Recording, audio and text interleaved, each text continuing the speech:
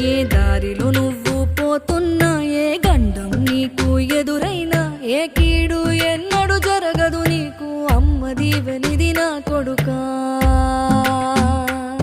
ఈ దిక్కులు నీతో కదిలేను, ఆ చుక్కలి దిష్టి తీసేను, ఏ గాలి ధూళి సోకదు నిన్ను, అమ్మ దీవెనిది నా కొడుకా.